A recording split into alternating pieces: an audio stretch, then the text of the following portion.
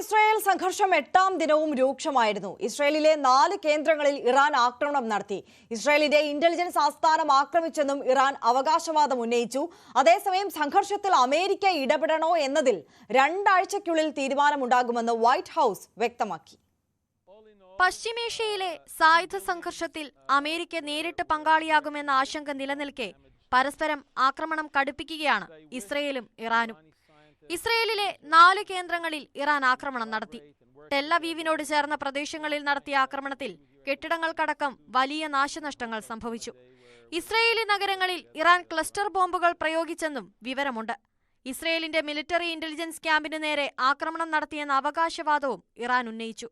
Israel ആക്രമണത്തിൽ കിഴക്കൻ ടെഹ്റാനിൽ വൻ നാശനഷ്ടം സംഭവിച്ചു. നിരവധി പേർക്ക് പരിക്കേറ്റു.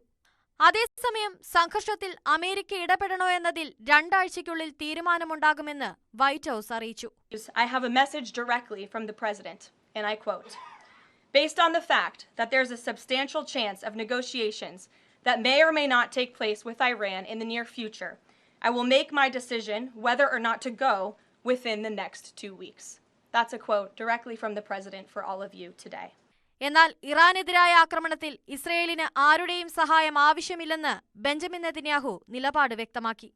ועל מה הוא נשען? על מה כל ציר הרשע הזה? על מה כל האיום במזרח התיכון? איראן. ואם אנחנו, איך אומרים את זה באנגלית? cut them down to size. അതിനിടെ ഇറാനുമായി യൂറോപ്യൻ യൂണിയന്റെ സുപ്രധാന സമവായ യോഗവും ഇന്ന് നടക്കും. ചർച്ചയിൽ ഇറാന്റെ നിലപാടനുസരിച്ചായിരിക്കും തുടർ നീക്കങ്ങളിൽ US തീരുമാനമെടുക്കുക. News desk, news 18. Israel Iran missile ആക്രമണങ്ങൾ തുടരുന്നതിനിടെ ടെഹ്റാനിൽ ഇസ്രായേലിനെതിരെ വൻ ജനകീയ പ്രക്ഷോഭം. ലക്ഷക്കണക്കിന് ആളുകളാണ് പ്രക്ഷോഭത്തിൽ അണിനിരുന്നതെന്ന് അൽ ജസീറ വാർത്താ ഏജൻസി റിപ്പോർട്ട് ചെയ്യുന്നു.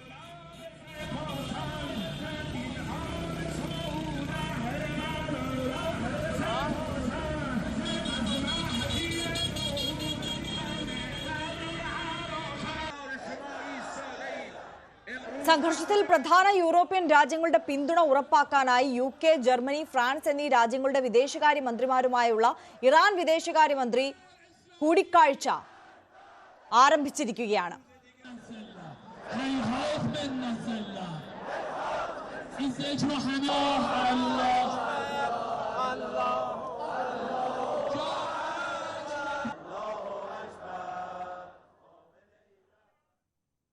ഇപ്പോൾ സൂചിപ്പിച്ചതുപോലെ തന്നെ ഇറാൻ വിദേശകാര്യമന്ത്രി യൂറോപ്യൻ യൂണിയൻ വിദേശകാര്യ മന്ത്രിമാരുമായി ജനീവയിൽ ചർച്ച ആരംഭിച്ചിരിക്കുകയാണ്. സംഘർഷം അവസാനിപ്പിക്കാൻ ഇസ്രായേലിന് മേൽ യൂറോപ്യൻ യൂണിയൻ സമ്മർദ്ദം ചെലുത്തണമെന്നാണ് ഇറാന്റെ ആവശ്യം. ഇറാന്റെ ആണവ പരിപാടികൾ എന്തെന്ന വിശദീകരണവും ഇറാൻ നൽകും.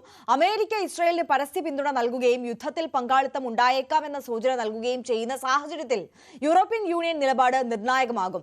വിവരങ്ങളുമായി ഇന്റർനാഷണൽ ഡെസ്കിൽ നിന്ന് കിരൺ ബാബു ആണ് ചേരുന്നത്. കിരൺ, വളരെ നിർണായകമായ ഒരു ചർച്ചയാണ് ഇപ്പോൾ ജനീവയിൽ പുരോഗമിച്ചുകൊണ്ടിരിക്കുന്നത്. ഈ യോഗവുമായി ബന്ധപ്പെട്ട് എന്തൊക്കെ വിശദാംശങ്ങളാണ് നമുക്ക് ലഭ്യമായിട്ടുള്ളത്?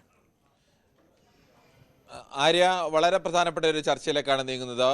പ്രത്യേകിച്ച് ഇറാൻ ഇസ്രയേൽ സംഘർഷത്തിൽ ഇസ്രയേലിന് പരസ്യ പിന്തുണയുമായി അമേരിക്ക എത്തുകയും ഈ യുദ്ധത്തിൽ അവർ പങ്കാളികളാവും എന്നുള്ള ചില സൂചനകളൊക്കെ നൽകുകയും 2 ആഴ്ചത്തെ സമയമെടുക്കുകയും ഒക്കെ ചെയ്ത സാഹചര്യത്തിൽ ഇനി ഐക്യരാഷ്ട്രസഭയുടെ ഭാഗത്തു നിന്നും അതോടൊപ്പം തന്നെ ലോകരാജ്യങ്ങളുടെ ഭാഗത്തു നിന്നും ശക്തമായ സമ്മർദ്ദം ഇസ്രയേലിന് മേൽ ചുമത്താൻ കഴിയുന്നത് യൂറോപ്യൻ യൂണിയനാണ്. അതുകൊണ്ട് തന്നെയാണ് ഇറാൻ അത്തരമൊരു ചർച്ചകൾക്ക് മുൻകൈ എടുത്തത്. ഇറാൻ വിദേശകാര്യമന്ത്രിയും യൂറോപ്യൻ യൂണിയന്റെ പ്രധാനപ്പെട്ട രാജ്യങ്ങളുടെ വിദേശകാര്യ UK, ഫ്രാൻസ് അടക്കമുള്ള പ്രധാനപ്പെട്ട രാജ്യങ്ങളിലെ എല്ലാം വിദേശകാര്യ മന്ത്രിമാരോ അല്ലെങ്കിൽ സഹമന്ത്രിമാരോ ആണ് ഈ ചർച്ചയിൽ പങ്കെടുക്കുന്നത്. ഇത്തരമൊരു ചർച്ചയിൽ ഇറാൻ പ്രധാനമായി ഉന്നയിക്കുന്ന ആവശ്യം ഈ യുദ്ധത്തിൽ നിന്ന് പിൻവാങ്ങാൻ, ഈ സംഘർഷത്തിൽ നിന്ന് പിൻവാങ്ങാൻ ഇസ്രയേലിന് മേൽ സമ്മർദ്ദം ചെലുത്തണം, അല്ലെങ്കിൽ അവരെ പിൻവാങ്ങാൻ നിങ്ങൾ നിർദ്ദേശിക്കണം എന്നുള്ള ആവശ്യമാണ് ഉന്നയിക്കുന്നത്.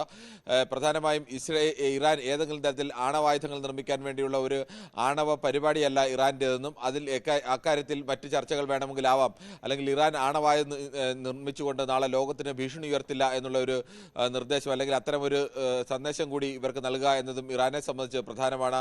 യൂറോപ്യൻ യൂണിയനെ ഈ വിഷയത്തിൽ ഇടപെടിക്കുക എന്നുള്ളതാണ് ഇറാനെ സംബന്ധിച്ച് ഏറ്റവും പ്രധാനം. യൂറോപ്യൻ യൂണിയനും അത്തരത്തിൽ അമേരിക്ക അങ്ങനെ ഒരു നിലപാട് സ്വീകരിച്ചതിനെ പരസ്യമായി എതിർക്കുന്നില്ലെങ്കിലും ആ നിലപാടിനോട് യോജിപ്പില്ല അല്ലെങ്കിൽ അതിനോട് വിയോജിപ്പുണ്ട് എന്നുള്ളത് തെളിയിക്കുന്നതാണ്. ഇത്തരമൊരു ചർച്ചകൾക്ക് യൂറോപ്യൻ യൂണിയൻ തയ്യാറായത് തന്നെ അമേരിക്കയിൽ അടക്കം ട്രംപിനടക്കം അത്തരമൊരു തീരുമാനമെടുക്കുന്നതിന് അമേരിക്കയിലടക്കം അത്തരം പ്രയാസങ്ങളുണ്ട്. നേരിട്ട് യുദ്ധത്തിൽ പങ്കാളികളാവുന്നതിന് ആ പ്രയാസം കൂടി അല്ലെങ്കിൽ അത്തരം ഒരു തീരുമാനത്തിലേക്ക് ട്രംപിന് കടക്കുന്നതിനുള്ള ബുദ്ധിമുട്ട് കൂടി കണക്കിലെടുത്താവണം ഇസ്രായേൽ പ്രധാനമന്ത്രി ബെഞ്ചമിൻ നെതന്യാഹു കഴിഞ്ഞ ദിവസം ഈ യുദ്ധത്തിന് ഞങ്ങൾക്ക് ആരുടെയും സഹായം ആവശ്യമില്ല, ഞങ്ങൾക്ക് ഒറ്റയ്ക്ക് യുദ്ധം ചെയ്യാൻ കഴിയും എന്ന് പറഞ്ഞത്.